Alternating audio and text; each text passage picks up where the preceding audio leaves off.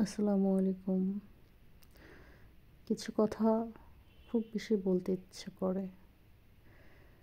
এই যে দেখছেন নদী, সে তার নিজ গতিতে চলে।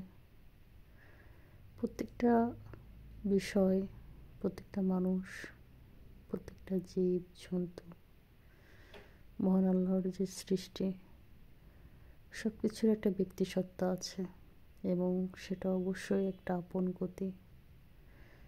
জীবন ভীষণই অদ্ভুত, আবার ভীষণ সহজ।